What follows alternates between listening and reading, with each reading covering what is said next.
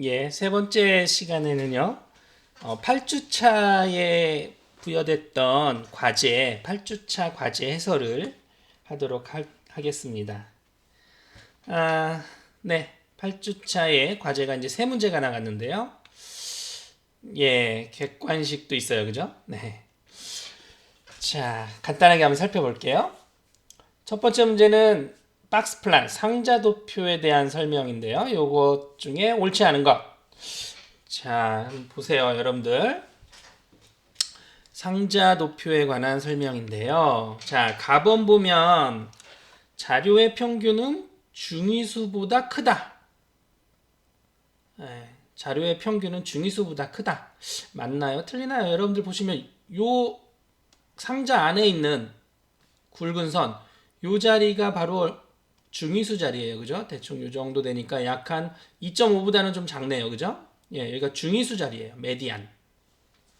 평균은 어딜까요? 평균은 여기 나타나 있지 않은데. 네, 이거는 평균의 위치를 한번 이 그림, 상자 그림을 가지고서 한번 유추해 보는 거예요. 이건 뭐냐면은 요거를 한번 옆으로 한번 제가 그려볼게요. 옆으로 이렇게 그려보면 이쪽 큰 쪽으로 이렇게 좀 꼬리가 길고 이상치도 여기 있네요. 그쵸? 그리고 중위수 상자를 보더라도 이쪽에 데이터 그리고 이쪽 데이터가 이렇게 있을 건데 이쪽에는 좀 몰려 있지만 이쪽은 이렇게 좀 널리 있어요. 이게 무슨 얘기냐면 데이터를 가지고 이 데이터를 가지고 어, 히스토그램을 그려보면 히스토그램을 한번 그려보면 히스토그램을 부드럽게 이어서 그렸다고 생각을 할게요. 이어서 그려보면 대충 이런 형태의 그래프가 될 거예요. 이런. 물론 이제 막대로 이렇게 그려야 되지만 막대를 부드럽게 이었다라고 이렇게 생각을 하는 거예요. 이런 꼴이 될 거예요. 분포가. 그럼 이 분포가 이렇게 되어 있는 거를 갖다 우리가 오른쪽으로 꼬리가 길다 이렇게 얘기를 해요. 오른쪽으로 꼬리가 긴 분포. 그러니까 이 상자 그림만 봐도 오른쪽으로 그러니까 큰 값 쪽이죠 이게 값이 큰 쪽. 오른쪽으로 꼬리가 긴 분포의 형태겠구나라는 것을 유추할 수가 있어요. 예. 이렇게 꼬리가 오른쪽으로 긴 분포는요. 오른쪽으로 꼬리가 긴 분포는 평균하고 메디안의 관계가 어떻게 되냐면요. 평균하고 메디안 이거 보세요. 메디안이라고 하는 건 뭐냐면은 메디안이라고 하는 거는 이게 이제 분포라고 생각하면은 분포 면적은 1이니까 요쪽 면적 2분의 1, 요쪽 면적 2분의 1 이렇게 딱 나눠주는 포인트. 여기가 바로 뭐냐면은 중위수라고 해요. 분포의 중위수인데 또는 이제 중앙값 메디안을요. 이렇게 하는데 그럼 평균은 어디에 있을 거냐 이거죠. 평균. 요게 분포가 이렇게 대칭이면은요. 평균이 존재한다고 하면 평균하고 중위수는요. 일치를 해요. 예, 일치를 하는데 이쪽으로 이렇게 꼬리가 긴 분포는요. 평균이 이쪽으로 조금 쏠립니다. 그래서 평균은 이쪽쯤에 이제 평균이 이쪽쯤에 위치하게 돼요. 이 개념을 우리가 어떻게 이해를 하면 되느냐?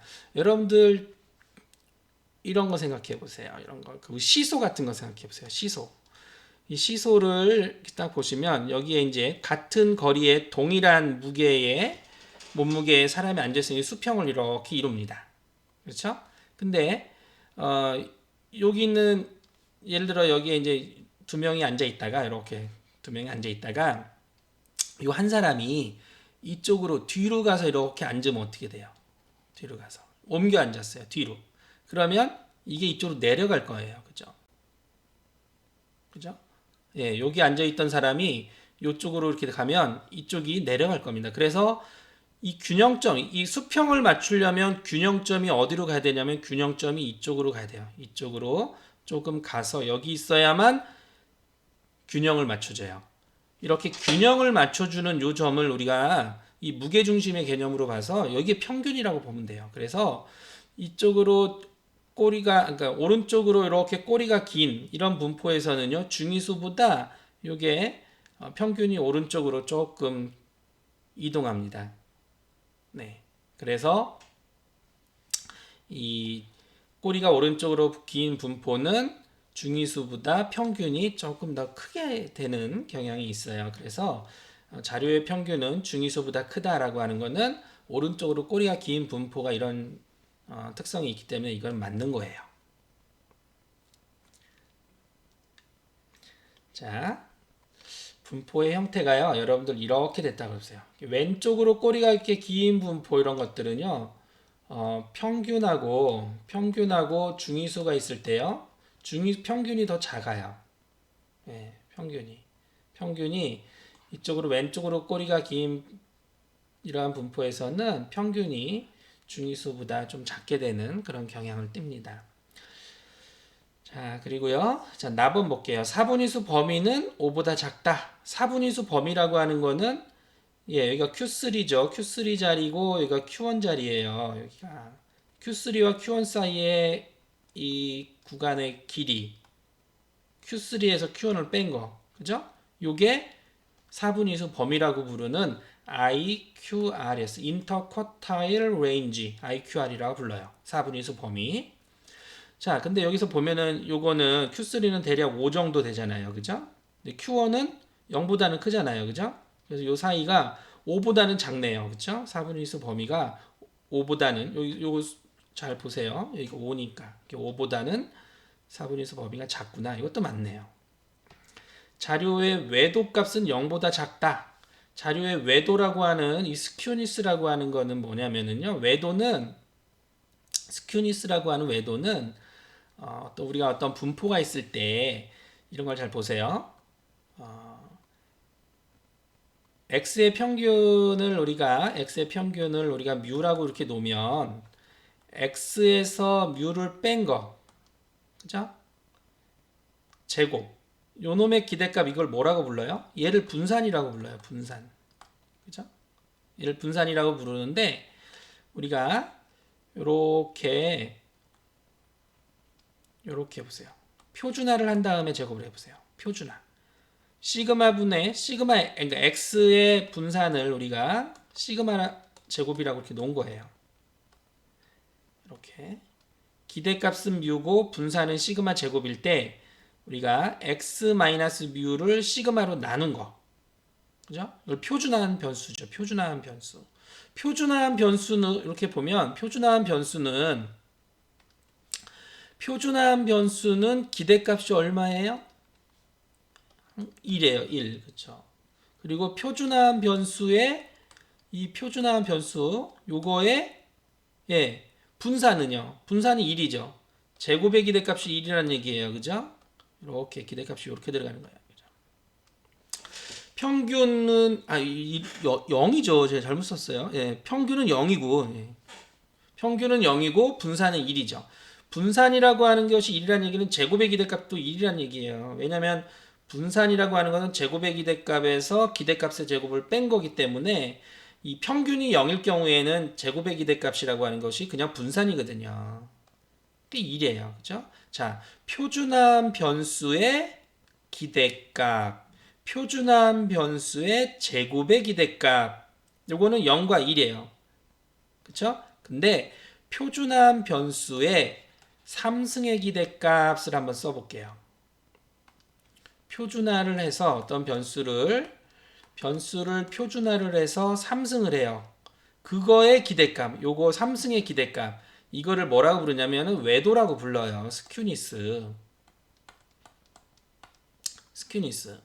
그럼 이 표준화 변수의 3승의 기대값, 이 3승의 기대값이라고 하는 것이 어떤 의미를 갖느냐면 요거는요. x 요거 있잖아요. 요게 이게 대칭이라고 하면은 이게 외도값이 거의 0이에요. 0. 어떤 분포가 이렇게 뮤에 대해서 대칭이면 자, 지우고 할게요. 어떤 분포가 이렇게 대칭이에요. 이렇게 대칭인 분포가 있어요. 그러면 얘는요. 표준화를 하면 0에 대해서 이렇게 대칭일 거예요. 그래서 외도가 거의 0입니다. 0. 이 얘기는 무슨 얘기냐면 대칭인 분포는 예, 외도를 구하면은 거의 0이에요. 이럴 때는 외도가 0이랍니다. 외도가 거의 0이다. 외도가 거의 0이다 그러면 아 이건 거의 대칭인 분포다 이렇게 보면 돼요. 근데 아까와 같이 이렇게 오른쪽으로 꼬리가 긴 분포 있잖아요. 오른쪽으로 꼬리가 긴 분포는 이 평균을 중심으로 해서 이 멀리 떨어진 오른쪽으로 멀리 떨어진 이런 데이터들이 나타날 가능성이 많아요. 예. 그래서 이 편차가 이거 데이터라고 해보세요. 데이터가 쭉 있을 때 평균의 오른쪽으로 이렇게 떨어진 점들이 많으면 얘는 편차가 굉장히 커요. 편차가. 근데 그거를 3승을 해요. 그러니까 더 커져요. 예, 이쪽보다. 그래서 플러스로 커집니다. 그래서 이 외도가 양수다라고 하면 이건 뭘 뜻하느냐? 아, 오른쪽으로 꼬리가 긴 분포. 오른쪽으로 이거를 그림으로 그냥 나타낼게요. 쓰기가 나쁘니까 그림으로 나타내면 이렇게 오른쪽으로 꼬리가 긴 분포 이런 게 외도가 0보다 커요. 이제 외도가 0보다 작다라는 거는 분포가 대개가 왼쪽으로 이렇게 꼬리가 길어요. 왼쪽으로. 왜냐면 평균보다 평균보다 작은 이런 데이터들이 존재한다라는 거고 여기에서부터 평균을 빼면은 음수로서 편차가 크잖아요. 그러니까 음수의 절대값이 크다는 거죠. 그러니까 음수로 절대값이 큰 음수가 많이 나타나요. 그거를 또 3승을 해요. 그러면 마이너스가 더 커져요. 그래서 외도가 음수일 때는 왼쪽으로 꼬리가 긴 분포구나라는 걸 유추해낼 수가 있어요. 그래서 이 그림을 보면 이 상자 그림을 보면 이게 오른쪽으로 꼬리가 길어요. 그러면 평균보다 더 큰 오른쪽에 존재하는 큰 데이터들이 있구나. 그럴 경우에는 외도가 0보다 보통 크게 나옵니다. 그래서 요거는 틀린 설명이다. 이렇게 보시면 되겠습니다. 그렇죠? 네. 그리고 상자 안의 중위수. 네, 상자 안에서는 요거 중위수를 나타낸다. 맞죠? 그래서 답번이 틀린 설명이 되겠습니다. 네. 객관식이지만 그렇게 쉽진 않았죠. 그죠? 네. 자, 그 다음에 볼게요. 네. 아무튼 이 문제에서 우리 외도라고 하는 것이 새로 나왔는데 외도는 뭐에 대한 측도예요? 그러니까 분포가 얼마만큼 비대칭인가라고 하는 그 분포의 대칭 정도에 대한 측도라고 볼 수 있어요. 비대칭도에 대한 측도. 다시 말하면 외도가 0보다 많이 크면 오른쪽으로 꼬리가 긴. 또 외도가 음수로서 절대값이 큰. 그러니까 0보다 많이 작으면 외도값이 그러면 왼쪽으로 꼬리가 긴 분포 뭐 이런 식으로 비대칭도를 나타내는 측도다라고 이렇게 이해를 해주시면 되겠습니다. 자, 2번 문제예요. 다음 중 3포를 나타내는 통계량으로만 구성된 것은 3포를 나타내는 거. 예. 위치에 대한 측도가 아니라 3포에 대한 측도만을 골라봐라 이런 얘기죠. 예. 이거는요, 여러분들 이렇게 보세요. 3포라고 하는 거는 기본적으로 흩어진 정도기 때문에 뭐에서부터 뭐까지 이런 인터벌의 성격으로 나오는 것 측도들이 3포예요. 기본적으로.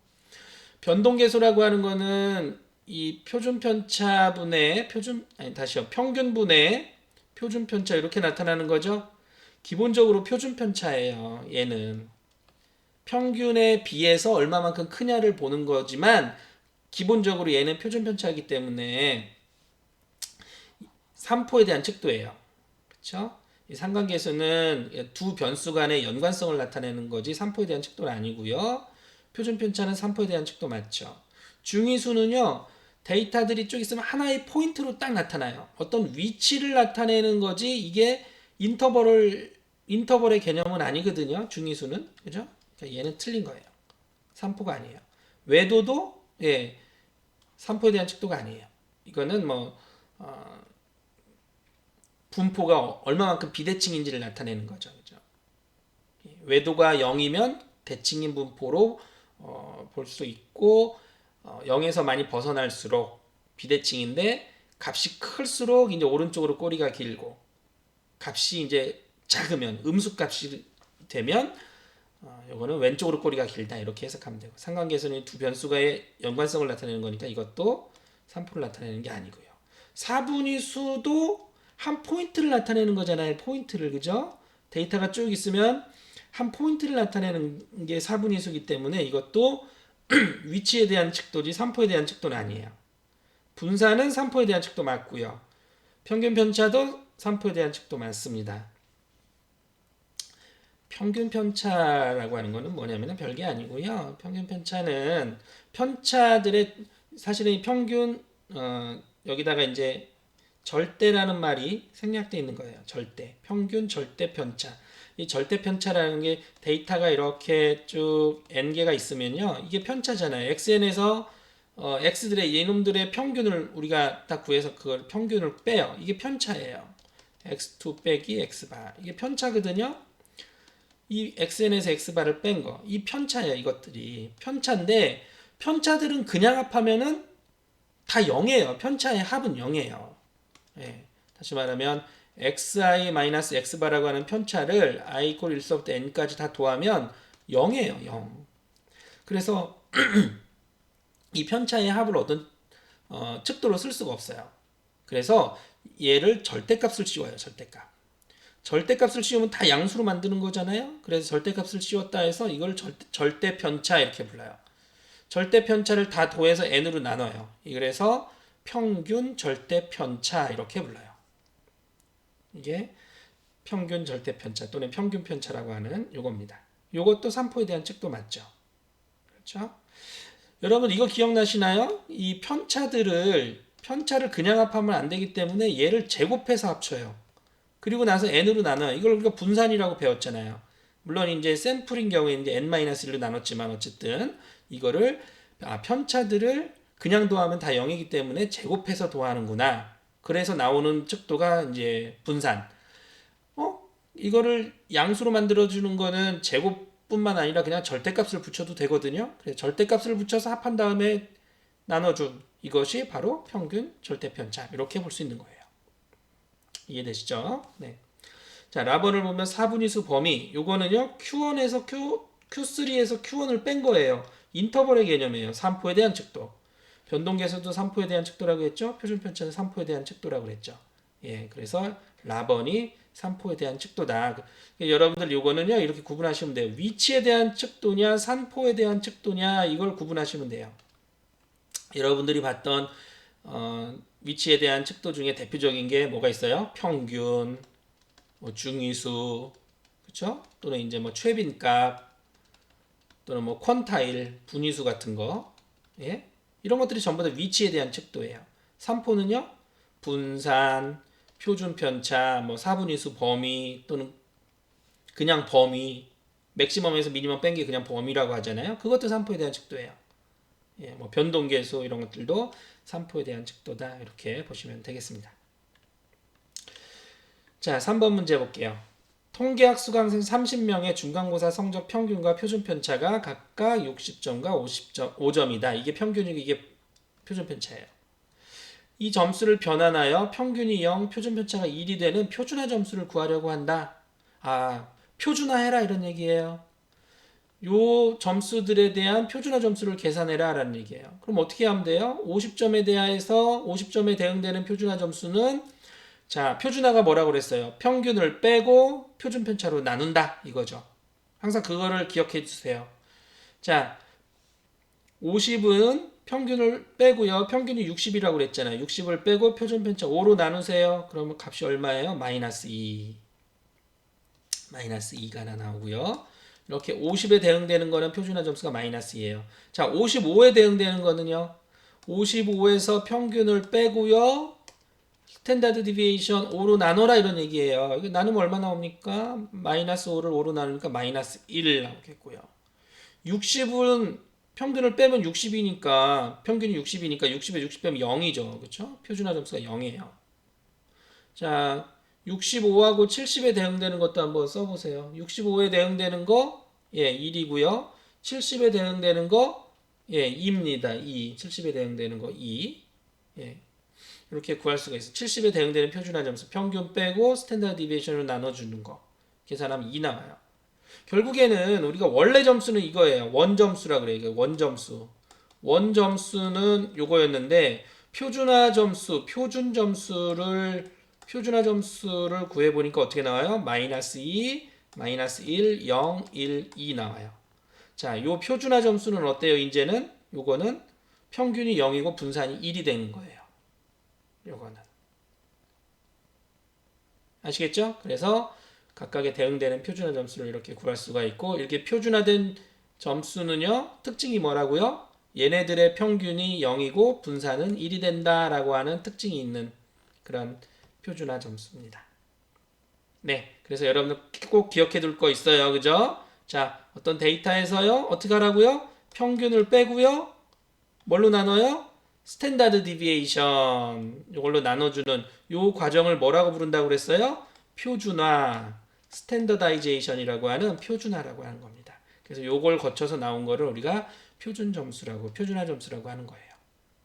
네, 간단하게 이렇게 해설을 마치도록 하겠습니다. 여러분들 이번 주에 이렇게 연습 문제 풀이와 과제 풀이를 진행을 했어요. 여러분들 다음 주에는 18일이죠. 18일은 중간고사 시험이에요. 다음 주는 강의 영상이라든가 뭐 교환이라든가 뭐 이런 것들이 올라가지 않을 거고, 다음 주는 시험이에요. 18일 날. 네. 시험 범위는 여기 연습 문제 풀이까지입니다. 예. 공부 열심히 하시고요. 다음 주에 테이크홈 시험 잘 보시면 되겠어요. 10시 30분, 5월 18일 오전 10시 30분에 구글 클래스룸에 시험 문제가 오픈될 거예요. 시험 시간은 5시간 정도 제가 드릴 거고요. 제한 시간 안에 결과를 업로드를 하시면 됩니다. 네, 다음 주에 시험 잘 보시기 바라요. 네, 수고하셨습니다.